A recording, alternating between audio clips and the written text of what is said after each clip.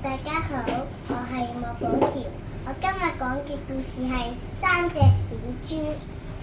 從前有三隻小豬，分別係豬哥哥、豬弟弟、豬妹妹。豬哥哥就好懶惰，成日瞌眼瞓㗎。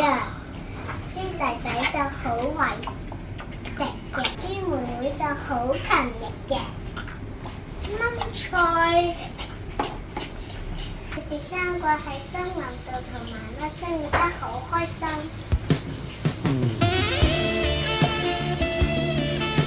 有一日，媽媽同佢哋講：你哋大個仔大個女咯，自己起屋，自己生活啦，去揾材料啦。豬哥哥好快手咁樣揾到啲草，於是哥哥就好快起好咗一間草屋啦。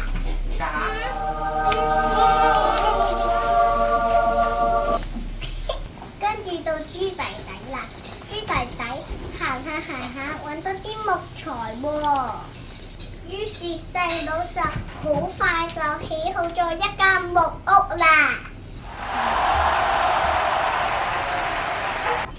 最後到豬妹妹啦，豬妹妹行咗好遠，就終於都揾到一啲磚頭啦。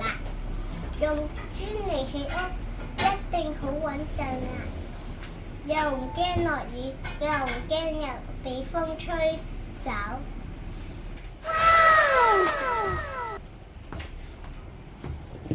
有一日，三隻小豬做完嘢返屋企，行下，突然之間有隻大灰狼，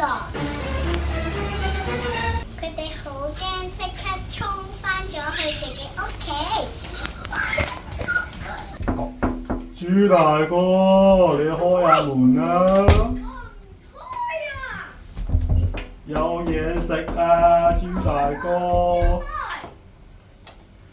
唉，豬大哥都傻嘅，你呢間草屋，我一吹就吹散晒你啦！跟住大灰狼用力一吹，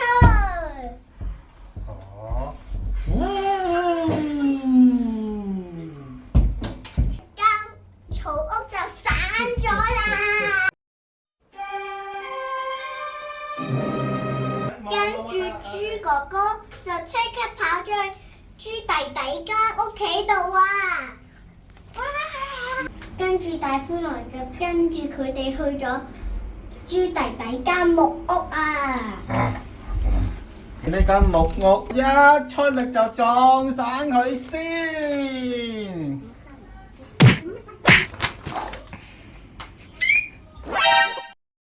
跟住豬大哥同埋豬弟弟即刻跑咗去豬妹妹間屋企度啊！大灰狼大力咁樣撞入去間磚屋度啊！